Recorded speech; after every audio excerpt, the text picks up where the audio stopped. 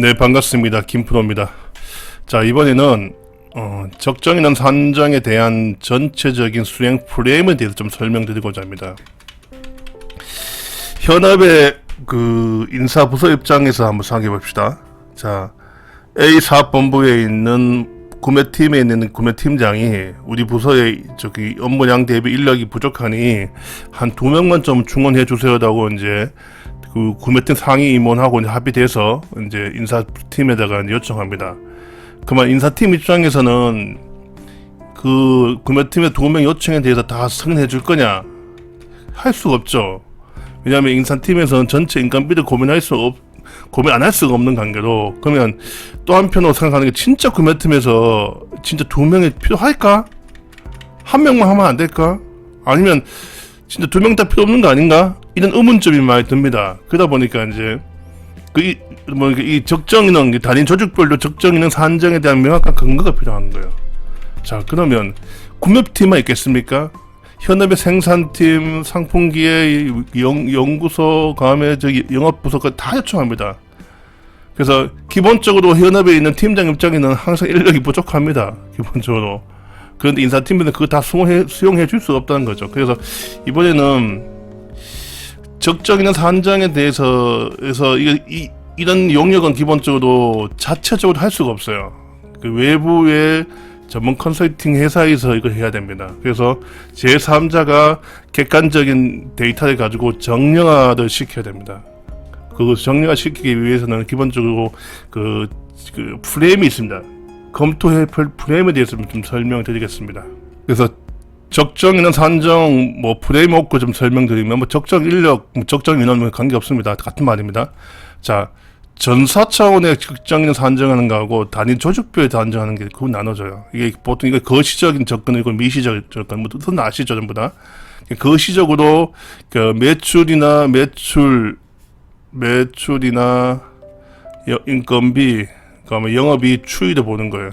추이도 보는 건데 경쟁사하고 비교하면 딱 좋아요. 그래서 비슷한 사업 모델을 가지고 있는 경쟁사하고 우리 회사하고 비교 추이도 합니다. 그럼 당연히 경쟁사 입장에서는 재무제표를 보여줄 거냐 안 보여주죠. 그래서 기본적으로 IPO 된 기업만 많이 합니다. IPO 된 기업을 대상으로 이제 공개된 재무제표를 가지고 이제 추이를 보는 거죠. 그래서 연간 매출하고 인건비 관계들 상관관계를 보는 겁니다. 그게 첫 번째, 이게 생산성 관점입니다. 그래서 전사 관점은 요 단기적인 적정인원 산정 제일 많이 합니다. 자, 두 번째는 그럼 중장기는 어떻게 할 거냐? 중장기는 기본적으로 미래입니다. 미래 앞으로의 매출이 얼마 정도 올라가면 이런 얼마 정도 될 건지는 예측 모델이 있어야 돼요. 인력 규모, 정확하게 인력 규모 예측 모델을 공식 또는 방정식을 개발해야 됩니다. 이쪽에는 가지고. 그래서 본부가 몇 개, 사업부가 몇 개 있고, 매출은 어떻게 되고, 그다음에 인건비는 어떻게 되는지 다양한 공식에서, 그래서 공식을 만들어서 그 중장기 인력, 매출 추이에 따른 중장기 인력 계획을 좀 수립할 수가 있습니다. 이게 이제 전사 차원의 거시적인 접근이고요.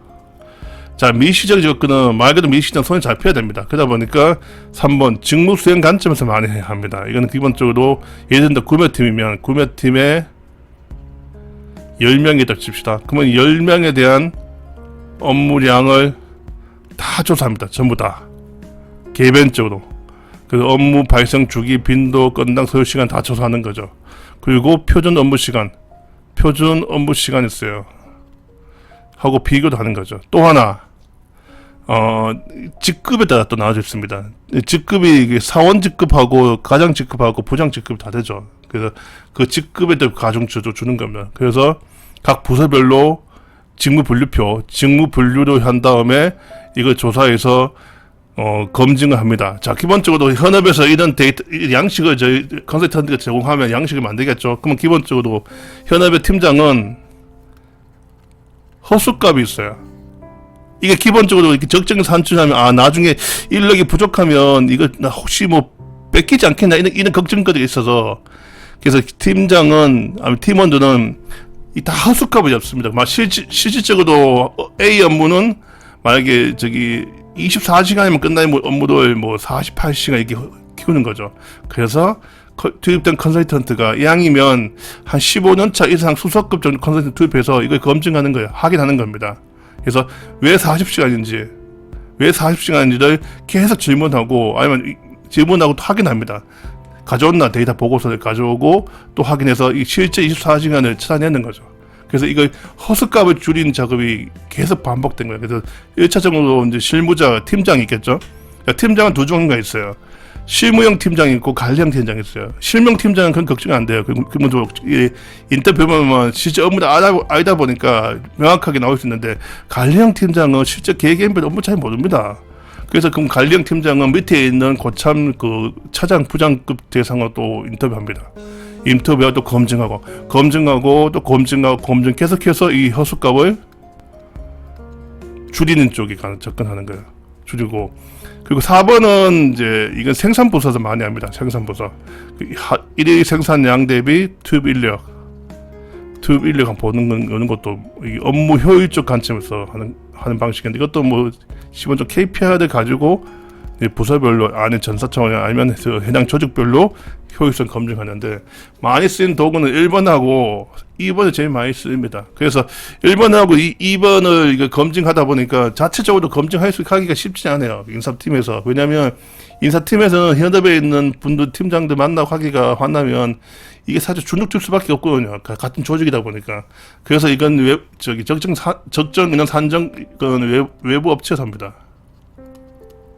외부 컨설턴트들이 투입해서 하는 게 가장 좋아요. 그래서 외부 컨설턴트는 회사 직원이 아니면 눈치 안 봅니다. 뭐 임원이든 사장이든 팀원이든 팀장이든 전혀 눈치 보지 않고 아주 디테일하게 분석하는 거죠. 왜? 이분 3개월 정도 표적타고 그냥 복귀하면 끝나는 겁니다. 그냥. 그래서 객관적인 데이터 정량화 시키는 거죠. 진짜 현업 단임적 자 1팀부터 뭐 100개 팀이든 1부터 100개 팀을 다 조사하는 거예요. 이제. 다 조사해서 정량화 시켜서 그래서 단연 쪼증기는 A팀은 현재 인력이 부족하다. 몇 명이 부족하고 B팀은 인력이 남는다. 그런데 가장급이 뭐냐 차장급이 현재 상원급 업무를 하고 있다. 그러면 이거는 좀 시프트 해야 되냐. 여기 인력 운영안을 만들어서 최종 레포트를 만들어서 보고를 합니다. 이렇게 이제 그 전체 프레임워크의 1번부터 4번까지 내용에 대해서 좀 간략하게 좀 말씀을 드렸습니다.